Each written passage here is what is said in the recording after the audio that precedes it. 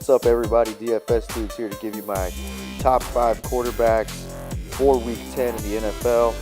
Let's get right into it. Going to lead things off here with Ryan Fitzpatrick.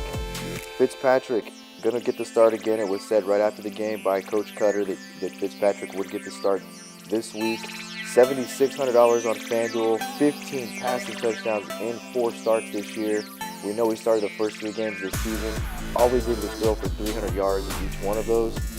Washington allowing 19.2 fantasy points to quarterbacks per game this season. They've also allowed 254.1 passing yards per game.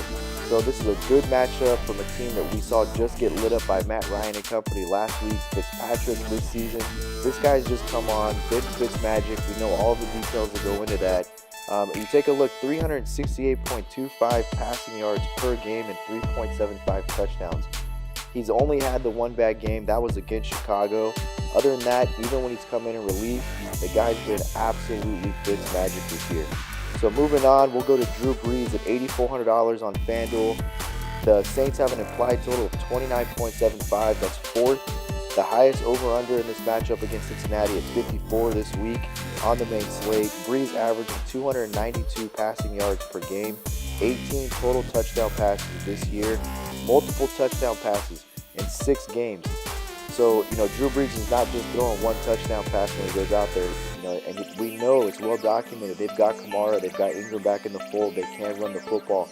But Drew Brees has been this offense all year. I really look for that to continue this week. Cincinnati, 32nd in total pass defense, 319.4 yards per game, and 18 passing touchdowns they've given up. So Drew Brees at $8,400, quarterback number 2. Moving on to 3, Mitchell Trubisky, $7,700. Detroit is 30th in DVOA against the pass. Russell Westbrook had, I got India in the brain here. Russell Wilson, very successful outing previously against Detroit. Trubisky been doing a very good job at quarterback for the Bears this year. 5 of 8 games with multiple passing touchdowns. The Bears have an implied total of 25.8 this week. That's 9th. And then Detroit allowing a 68% completion percentage to opposing quarterbacks. So although they're towards the top of the league as far as sacks go, their secondary not doing a very good job, or their front 7, and forcing the quarterback to make throws under duress, thus making them more inaccurate. Trubisky, I look to come in this week with the vision narrative, have a really good game against Detroit, and for $7,700, a very good play in tournament.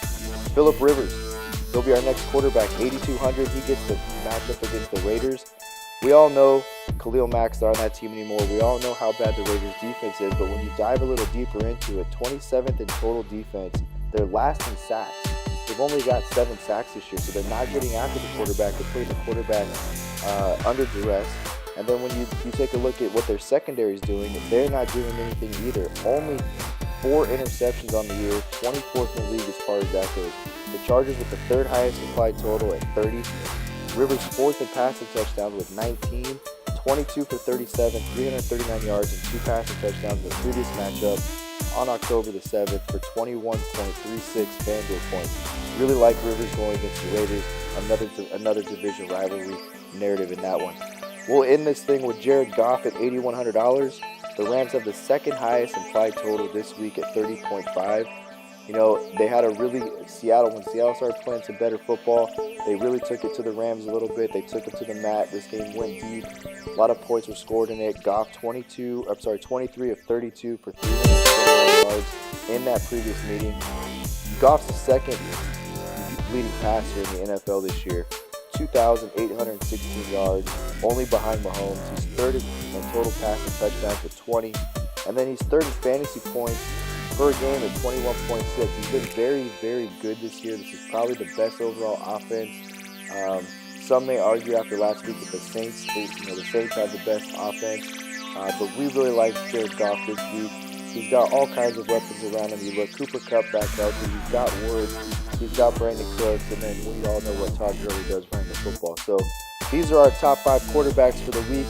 Please visit us if you have not done so yet at www.dfscheatsheet.com. All of the tools you need to be the pros. Content, analytics, analysis, optimization. You can plug as many lineups as you like into our optimizer, generate those, We've got all kinds of tools within the optimizer itself, daily articles, all the news you need, everything you need to beat the pros. DFSCheatSheet.com. Check us out. We'll be back with another video later on this week. Until then, peace out.